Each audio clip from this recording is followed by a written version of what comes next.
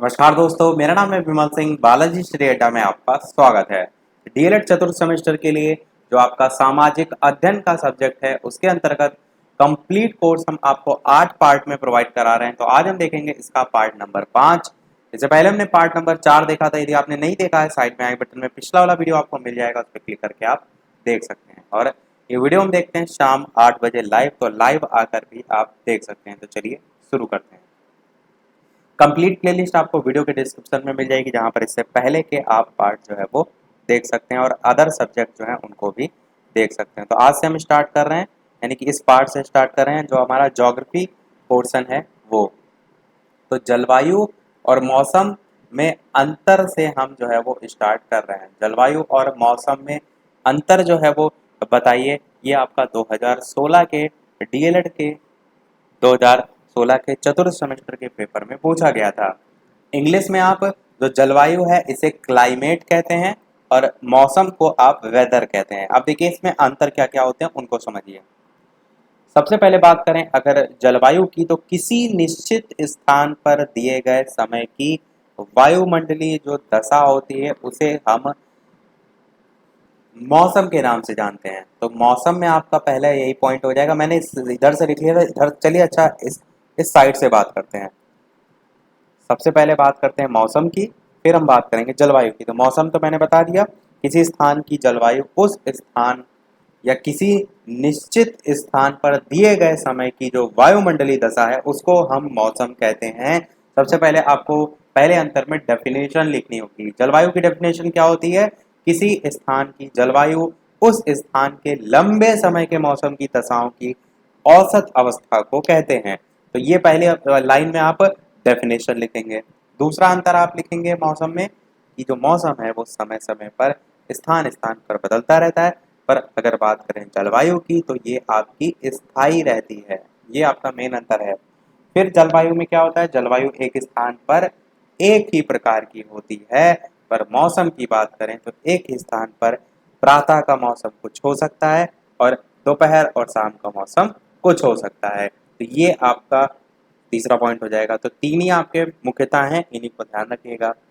तीसरा फिर से मैं रिपीट कर रहा हूँ कि जो जलवायु होती है वो एक स्थान पर एक ही प्रकार की होती है, पर जो मौसम है वो आपका एक ही स्थान पर प्रातः यानी कि सुबह का मौसम कुछ और होता है। हम बोलते भी तो हैं कि सुबह बहुत गर्मी थी, इतने खन बहुत सर्दी हो रही है। तो प्रातः का मौसम कुछ और हो सकता है, दोपहर और शाम का मौसम कुछ और हो सकता है। तो ये आपका जलवायु और मौसम में अंतर हो जाएगा। रब करते हैं, बढ़ते हैं हमारे नेक्स्ट टॉपिक की तरफ, जो कि है आपका भारत के भू आकृतिक प्रदेश। अच्छा, एक अंतर और आप लिख सकते थे मौसम और जलवायु में। एक चार अंतर आपके कंप्लीट हो जाते हैं कि मौसम जो है वो लघु काल अवधि जो है वो उसको हम कहते हैं, और जलवायु जो है आपकी दीर्घ काल अवधि होती है। तो इस टाइप से भी आप लिख सकते थे। तो बढ़ते हैं हमारे नेक्स्ट टॉपिक की तरफ, जिसका नाम है भारत के भू आकृतिक प्रदेश। ये आपका जो है वो हेडिंग हो जाएगा, भू आकृतिक प्रदेश। अब इसके अंतर्गत चार बिंदु या चार प्रकार से डिवीजन किया गया है। पहला होता है उत्तर का विशाल मैदान। पहला क्या होता है? उत्तर का विशाल मैदान। दूसरा आपका होता है उत्तर का पर्वतीय भाग। तीसरा क्या होता है आपका? दक्षिण का पठार। और चौथा और आखिरी होता है आपका तटीय मैदान। तो ये चार प्रकार आपके होते हैं। उत्तर का जो विशाल मैदान है, इसकी अगर बात करें तो इसमें आपका जलोढ़ मैदान आता है। जलोढ़ मैदान इसमें आता है। उत्तर का पर्वतीय जो भाग है इसमें आपका हिंदुकुश हो गया, या कुनकुल हो गया, या काराकोरम हो गया, या हिमालय पर्वत हो गया। ये सभी आपके आते हैं, और भी आते हैं पर मैं मुख्यतः आपको बता रहा हूँ, तो आप याद रखिएगा। नेक्स्ट है आपका दक्षिण का पठार, जिसे हम जिसके अंतर्गत हमारा विंध्याचल पर्वत, महादेव, कैमूर और मैकाल पर्वत।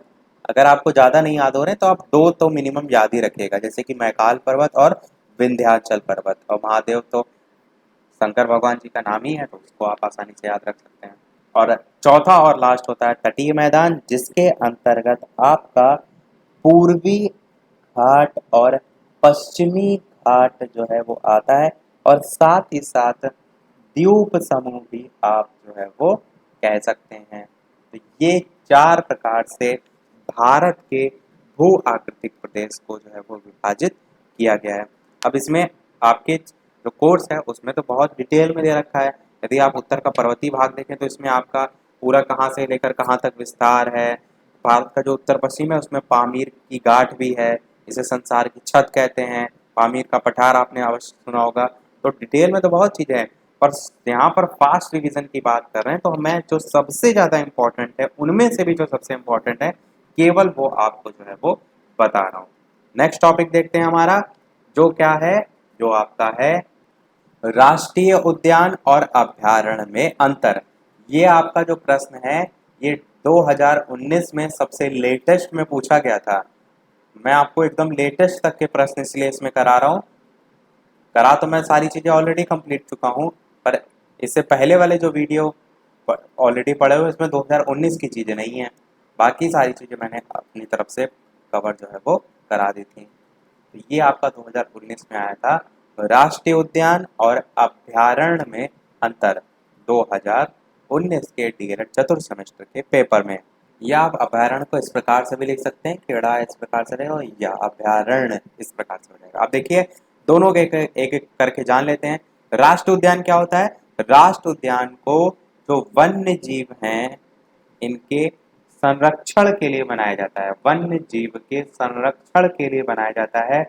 इसमें जानवरों को रखा जाता है, और इसमें जो पर्यटक हैं इनको भी आने की अनुमति होती है, और ये पूरी तरीके से सरकार के द्वारा चलाया जाता है। समझ गए? एक बार मैं फिर से रिपीट कर देता हूँ। वन्य जीव के संरक्षण के लिए बनाया जाता है, इसमें जानवरों को रखा जाता है, पर्यटकों को जो है पर्यटक उनको आने की अनुमति भी होती है, और पूरी तरीके से सरकार के द्वारा चलाया जाता है।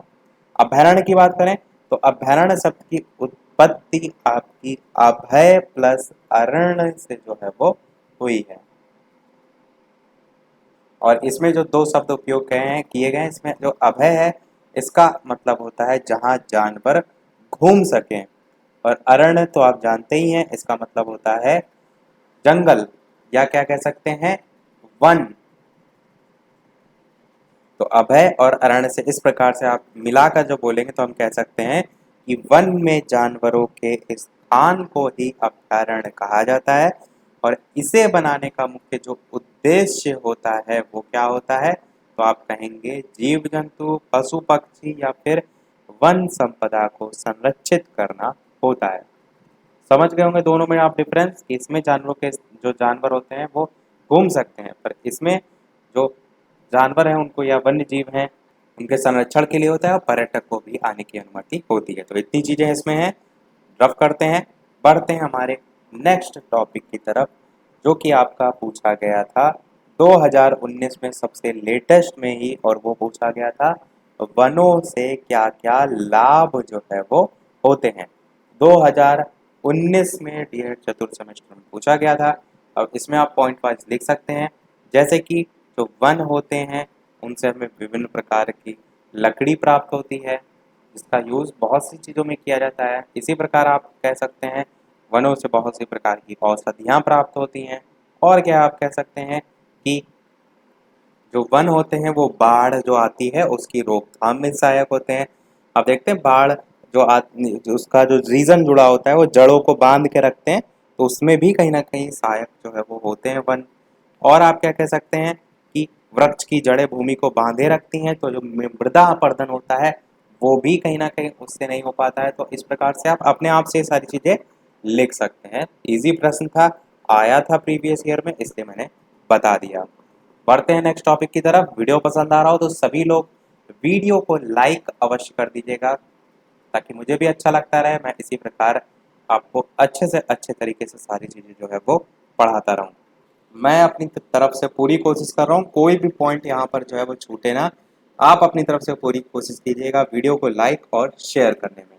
बात करते हैं नेक्स्ट पॉइंट की, जो है आपका भारत की स्थिति के संबंध में। तो सबसे पहले यही प्रश्न पूछा जाता है, भारत की स्थिति गोलार्ध में कहाँ है? तो आप कहेंगे उत्तर पूर्वी गोलार्ध में स्थित है। कहाँ है? उत्तर पूर्वी गोलार्ध में जो है वो स्थित है। फिर जब आप इसे एक ग्लोब के तौर पर देखेंगे तब आप चीजों को ज्यादा बेहतर तरीके से समझेंगे। तो ये यहाँ पर बात करते हैं, सबसे जो ऊपरी वाला भाग होगा इसको हम कह सकते हैं उत्तरी ध्रुव, और जो नीचे वाला भाग होगा इसे हम कह सकते हैं दक्षिण ध्रुव। दक्षिण और उत्तरी ध्रुव। अब यहाँ पर आपको एक और चीज पता होना चाहिए, वो है क्षेत्रफल। क्षेत्रफल कितना है? टोटल 32,87,263 वर्ग किलोमीटर। ये किसका क्षेत्रफल है? तो आप क्या कहेंगे? भारत का जो है ये क्षेत्रफल है। अब इसमें यहाँ पर जो एकदम सेंटर से ये रेखा जाती है इसे हम कहते हैं विषुवत रेखा। क्या कहते हैं इसे हम? विषुवत रेखा।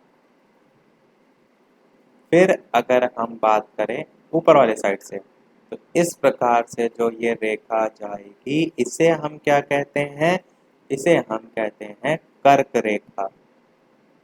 और जो सबसे नीचे से इस प्रकार से जाएगी रेखा, इसे हम क्या कहते हैं? इसे हम कहते हैं, ऊपर कर्क हो गया, ये विषुवत हो गया, फिर ये आपकी जो है वो मकर रेखा। तो इसे हम क्या कहेंगे?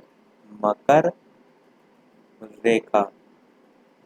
अब यहाँ पर जो सबसे नीचे वाला जो दक्षिण ध्रुव के लिए लाइन मैंने बनाई थी, ये आपका 66.5 डिग्री दक्षिणी अक्षांश हो जाएगा। इसी प्रकार ये वाली जो दूसरे नंबर पे है इसको आप 23.5 डिग्री दक्षिणी कह सकते हैं। जो सबसे सेंटर में है ये तो मैंने आपको ऑलरेडी 0 डिग्री बता दिया। ये कर्क रेखा वाला जो है ये 23.5 डिग्री और साथ में उत्तरी आ जाएगा, क्योंकि आप ऊपर की साइड जा रहे हैं। और यहीं पर जो कर्क रेखा है यहाँ पर आपकी 21 जून लिखकर आप क्या कह सकते हैं? सबसे लंबा दिन पूछा जाता है। सबसे लंबा दिन तो आप कहेंगे 21 जून को। विषुवत रेखा पर आप दर्शा सकते हैं 21 मार्च को, जिसमें आप क्या कह सकते हैं कि दिन और रात बराबर होते हैं। फिर जो आपकी मकर रेखा है इस पे आप दर्शा सकते हैं 22 दिसंबर को। इसमें क्या आप कहेंगे? जो रात है वो सबसे बड़ी होती है। जैसे वहां पर ऊपर देखा आपने दिन सबसे लंबा 21 जून को, सेम यहाँ पर 22 दिसंबर को रात सबसे बड़ी। तो अलग अलग यहाँ से बहुत से टाइप के प्रश्न बन सकते हैं वन लाइन में, एमसीक्यू में। आपको ये सारी चीजें पता होनी चाहिए, कहीं से किसी भी प्रकार का प्रश्न पूछा जा सकता है। एक प्रश्न ये भी आपसे पूछा जाता है स्थिति अक्षांश के रूप में, देशांतर के रूप में। तो इन सारी चीजों को रख करके वो भी हम बात कर लेते हैं। तो भारत की अगर बात करें तो उत्तर में 8 डिग्री 4 मिनट उत्तरी अक्षांश, शॉर्ट में लिख दिया मैंने अक्षांश को, और 37 डिग्री 6 मिनट उत्तरी अक्षांश। ये जब बात की जाएगी अक्षांशों पर, तो उत्तरी ये दो टाइप से हो जाएगी। इसी प्रकार बात करें देशांतर पे तो 68 डिग्री 7 मिनट पूर्वी देशांतर, और 97 डिग्री 25 मिनट पूर्वी देशांतर। तो ये आपकी एग्जैक्ट स्थिति आप कह सकते हैं किसकी? भारत की। तो भारत की स्थिति के संबंध में अगर कोई प्रश्न आया तो इस प्रकार से आपको ये जो अक्षांश ये सारी चीजें मैंने बताई हैं आपको ये लिखना होगा, तभी आपको एग्जैक्ट नंबर जो है वो पूरे पूरे मिलेंगे, क्योंकि यही जो एग्जैक्ट स्थिति है भारत की उसको दर्शाता है। बात करते हैं हमारे नेक्स्ट पॉइंट की, जो है आपका, इसको रख करते हैं उत्तर का जो विशाल मैदान है उसके वर्गीकरण के संबंध में। तो उत्तर के विशाल मैदान को 3 भागों में बांटा गया है। नाम आपको पता होना चाहिए, क्योंकि प्रश्न अगर आए तो आप इसे कर ले जाएं। पहला आपका होता है सिंधु नदी का मैदान, दूसरा आपका होता है गंगा का मैदान और तीसरा होता है आपका ब्रह्मपुत्र का मैदान। तो ये 3 भागों में वर्गीकृत किया गया है। सिंधु नदी का मैदान, गंगा का मैदान और ब्रह्मपुत्र का मैदान। इसके अंदर मैं आपको डिटेल में नहीं बता रहा हूँ, केवल नाम मैं यहाँ पर बता रहा हूँ। और यही अगर बात की जाए उत्तर प्रदेश के प्राकृतिक प्रदेश का वर्गीकरण कितने भागों में है, तब आपका 2 भागों में है। एक आपका है मैदानी प्रदेश और दूसरा आपका है दक्षिणी पठारी प्रदेश। मैदानी प्रदेश और दक्षिण या दक्षिणी पठारी प्रदेश किसका है डिवीजन? उत्तर प्रदेश के प्राकृतिक प्रदेशों का वर्गीकरण। नॉर्मल सी चीजें ध्यान रखिएगा। अब बात करते हैं जो जनजातियां हैं या जातियां हैं उत्तर प्रदेश की, उनके बारे में। तो यहाँ पर कुछ नाम ध्यान रखिए उत्तर प्रदेश की जनजातियों के संबंध में। 4 नाम मैं आपको बताऊंगा, उन चारों को रट लीजिएगा ताकि यहाँ से अगर प्रश्न आए तो उनको आप लिख सकें। पहला नाम है थारू, दूसरा नाम है खशवार, तीसरा नाम है बुक्सा और चौथा नाम है महिगरी। तो ये आपके टोटल 4 नाम हो जाएंगे उत्तर प्रदेश की जनजातियों के संबंध में। थारू, खसवार, बुक्सा और महिगरी। अच्छा, यहाँ पर जो थारू जनजाति है ये आपकी थोड़ा इम्पोर्टेंट है, इसको ध्यान रखिएगा। इनका नाम थारू क्यों पड़ा? तो राजस्थान का जो थार मरुस्थलीय क्षेत्र है, आप सभी जानते हैं राजस्थान में है, उससे आकर बसने के कारण ही इनका नाम जो है वो थारू पड़ा। पर इनकी शारीरिक अगर संरचना की बात करें तो दृष्टि से कद छोटे, चौड़ी मुखाकृति और गौर वर्ण के जो है वो होते हैं। तो उत्तर प्रदेश की जनजातियों के संबंध में इतनी चीजें। नेक्स्ट प्रश्न देखते हैं जो कि मैंने आपसे पूछा था पिछले वाले पार्ट में और कहा था आंसर हम देखेंगे इसके नेक्स्ट वाले पार्ट में। वो था उत्तर प्रदेश की खनिज नीति के संबंध में। कब आई थी सन मैंने पूछा था, तो 29 दिसंबर 1998 आपका सही हो जाएगा। तो जिसने इसने आंसर दिया था उसका बिल्कुल सही है। उत्तर प्रदेश की खनिज नीति के संबंध में 2016 में आपका इसी टॉपिक से संबंधित क्वेश्चन आया था कि उत्तर प्रदेश में पाई जाने वाली खनिज संपदाएं कौन कौन सी हैं और किन्हीं 2 खनिज संपदाओं का वर्णन कीजिए। ये प्रश्न आपका आया था 2016 में। तो अगर बात करें इसमें आप क्या लिख सकते थे, तो भारत के जो अन्य राज्य हैं उनकी तुलना में अगर उत्तर प्रदेश में बात करें तो खनिज संसाधन इतने नहीं है, खनिज संसाधनों की कमी देखने को मिलती है। और देश के कुल खनिज संसाधन का आप कह सकते हैं मात्र 1% यूपी में जो है वो होता है। और अगर बात करें उत्पादन की दृष्टि से तो आप क्या कहेंगे, उत्तर प्रदेश में देश के कुल खनिज उत्पादन का लगभग 2.6%, कितना, लगभग 2.6% उत्पादित किया जाता है।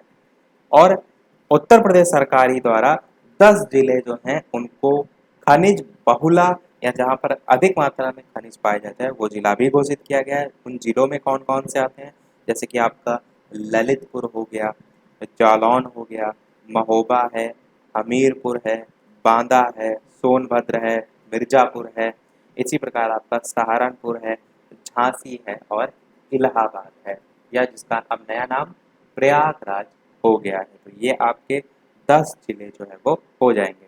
और प्रश्न में ये भी पूछा गया था क्या कि किन्हीं 2 खनिज संपदाओं का वर्णन कीजिए। तो आप प्रदेश के उत्तर प्रदेश में स्थित हिमालय जो पर्वत है उसका पार्श्ववर्ती भाग कह सकते हैं और एक और कह सकते हैं दक्षिण का पठारी भाग जिसे हम बुंदेलखंड का पठार भी कहते हैं। तो सारी चीजें मैंने इस टॉपिक से रिलेटेड आपको बता दी।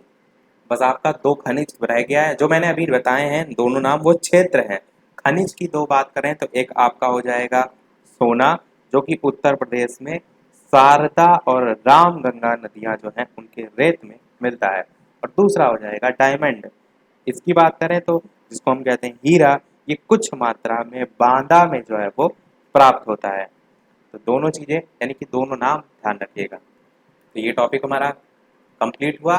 बात करते हैं हमारे नेक्स्ट टॉपिक की, जो कि आपका 2018 में प्रश्न आया था उत्तर प्रदेश के संदर्भ में कि प्रमुख जो शक्ति है उसके साधन जो है वो बताइए। प्रमुख शक्ति के साधन। तो आप क्या कहेंगे? सबसे पहले 14 जनवरी सन 2000 को, कौन सा सन? सन 2000 को उत्तर प्रदेश राज्य बिजली बोर्ड जो है उसका पुनर्गठन करके उत्तर प्रदेश विद्युत निगम, उत्तर प्रदेश राज्य विद्युत उत्पादन और साथ ही साथ उत्तर प्रदेश उत्पादन तथा उत्तर प्रदेश बिजली निगम को स्थापित किया गया था। तो ये सारी चीजें सन 2000 में आई थी। सन ध्यान रखिएगा, वो आपके लिए इम्पोर्टेंट है। तो 2018 में प्रश्न पूछा गया था कि प्रमुख शक्ति के साधन बताइए। तो कौन कौन से आप लिख सकते हैं? पहला आप लिख सकते हैं जल विद्युत केंद्र, दूसरा आप लिख सकते हैं ताप विद्युत केंद्र, तीसरा आप लिख सकते हैं परमाणु विद्युत केंद्र और चौथा आप लिख सकते हैं बहुउद्देशीय परियोजनाएं। अब इस बहुउद्देशीय परियोजना में बहुत सी परियोजनाएं आती हैं, जैसे कि आपका रिहंद परियोजना हो गया, शारदा परियोजना हो गया, रामगंगा परियोजना हो गया, माटी तीला परियोजना है, गंडक परियोजना है, इसी प्रकार घाघरा नदी परियोजना है, इसी प्रकार आपका शारदा सहायक परियोजना है, इसी प्रकार आपका गोविंद वल्लभ सागर परियोजना है। ऐसी बहुत सी परियोजनाएं जो आपकी इस बहुउद्देशीय परियोजना के अंतर्गत आ जाएंगी। तो ध्यान रखिएगा, आपसे पूछा जाए प्रश्न उत्तर प्रदेश के संदर्भ में प्रमुख शक्ति के साधन बताइए, तो राज्य में शक्ति के प्रमुख साधन कौन कौन से हैं? आपका जल विद्युत केंद्र है, ताप विद्युत केंद्र है, परमाणु विद्युत केंद्र है और बहुउद्देशीय परियोजना। देखिए बहुउद्देशीय परियोजना तो मैंने सब बता दी। परमाणु विद्युत केंद्र की अगर बात करें तो उत्तर प्रदेश का एकमात्र परमाणु विद्युत केंद्र कौन सा है? आप कहेंगे नरौरा। बहुत इंपॉर्टेंट है, ध्यान रखिएगा। ताप विद्युत केंद्र की अगर बात करें तो इसमें भी एक दो नाम याद रखिए, जैसे कि आपका पनकी हो गया और ओबरा हो गया। तो ये कुछ प्रमुख नाम है जो आपको देखने को मिलते हैं। और जल विद्युत में रिहंद परियोजना ध्यान रखिएगा, वो इम्पोर्टेंट है। अब बात करते हैं हम अपने अगले और इस वीडियो के लास्ट टॉपिक की तरफ, जो कि आपका 2016, 17, 18 में तीनों ही साल में अलग अलग तरीके से प्रश्न पूछा गया है और उसको देखने के बाद एक प्रश्न आपसे भी पूछेंगे। और इसके अलावा वीडियो अभी तक आपने लाइक ना किया हो, हम आपके लिए इतनी सारी मेहनत कर रहे हैं, एक लाइक तो आपका सभी का बनता है। तो वीडियो को सभी लोग लाइक अवश्य कर दीजिएगा ताकि मुझे भी मोटिवेशन मिलता रहे आपके लिए, मैं इसी प्रकार बेहतरीन से बेहतरीन सारी चीज़ें लेकर आता रहूँ। चैनल पर नए हो तो सब्सक्राइब करके भी अवश्य जुड़ जाइएगा और टेलीग्राम चैनल से नहीं जुड़े हैं तो वीडियो के डिस्क्रिप्शन में आपको लिंक मिल जाएगी, बालाजी स्टडी सर्च करके भी आप जुड़ सकते हैं। बात करते हैं हमारा टॉपिक लास्ट क्या है, वो है आयात निर्यात से संबंधित। अब देखिए यहाँ से प्रश्न कैसे कैसे पूछे गए। सबसे पहले सन 2016 में प्रश्न पूछा गया था कि आयात निर्यात से आप क्या समझते हैं। तो आप लिख सकते हैं कि आयात आप क्या कहते हैं कि किसी भी स्थान से, या कह सकते हैं हमारे देश में बाहर से कोई चीज आ रही है, आना ही आप आयात से जोड़ सकते हैं। तो आना आयात है और यहाँ से कोई चीज बाहर जा रही है तो आपका निर्यात है। तो ये तो आप नॉर्मली लिख सकते हैं। इसी 2016 में ही और पूछा गया था प्रश्न कि उत्तर प्रदेश से निर्यात की जाने वाली 4 वस्तुओं के नाम जो है वो लिखिए। अब कौन कौन से हैं? तो यूपी में प्रमुख आयातित वस्तु में कोयले का आयात जो है वो प्रमुख रूप से किया जाता है। आयात मतलब बाहर से चीजें मंगाई जाती हैं उत्तर प्रदेश के संदर्भ में यदि आपसे पूछा जाए तो। और कौन कौन सी चीजें हैं कोयले के अलावा? तो आप कह सकते हैं प्याज हो गया, दलहन हो गया या तिलहन हो गया। तो ये 4 आप नाम ध्यान रखिएगा। ये आपके 4 वस्तुओं के नाम 2016 में पूछे गए थे। फिर उत्तर प्रदेश जो है उसके प्रमुख आयात क्या हैं, इस टाइप से प्रश्न आपका 2017 में पूछा गया था। तो वहां पर भी आयात के ही संबंध में था, तो आप आसानी से लिख सकते थे। अब यहाँ पर आयात के संबंध में ही प्रश्न पूछा गया है, निर्यात के संबंध में नहीं पूछा गया है। पर आपको पता होना चाहिए निर्यात किन किन चीज़ों का होता है।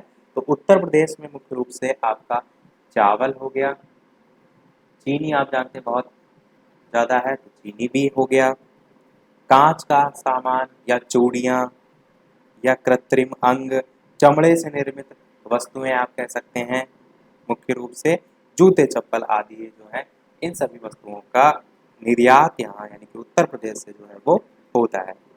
फिर यूपी की आयात या उत्तर प्रदेश की आयात और निर्यात की जाने वाली जो वस्तुएं हैं उसके कारण हमारी जो अर्थव्यवस्था है उस पर क्या प्रभाव पड़ता है, ये प्रश्न आपका सन 2018 में जो है वो पूछा गया था। तब आप इसे अपने आप से लिख सकते हैं।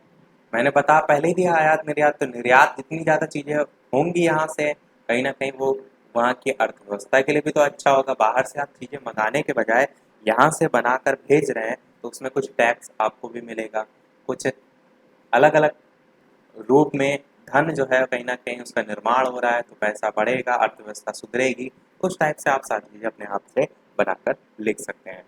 तो इसी के साथ हमारे आज का पार्ट जो है वो समाप्त होता है। अब जैसा कि सभी वीडियो में हम आपसे एक ना एक प्रश्न पूछते हैं, तो इस वीडियो का आपके लिए प्रश्न है पुरातत्व संगठन से संबंधित। पुरातत्व संगठन जो है इसकी स्थापना कब हुई थी? चार ऑप्शन में दे रहा हूँ। पहला ऑप्शन है आपका 1950, दूसरा ऑप्शन है आपका 1951, तीसरा ऑप्शन है आपका 1982 और चौथा ऑप्शन है आपका 1985 और ई ऑप्शन है आपका इनमें से कोई नहीं, यानी कि नन ऑफ दीज। तो इन पांच ऑप्शन में से कौन सा सही होगा, सभी लोग अपना उत्तर वीडियो के मेन कमेंट में टाइप करके अवश्य बताइएगा। वीडियो आप देखते हैं शाम 8 बजे लाइव, तो वीडियो को लाइव आकर भी आप देख सकते हैं। तो इसी के साथ हमारी आज का वीडियो समाप्त होता है। आज वीडियो में इतना ही।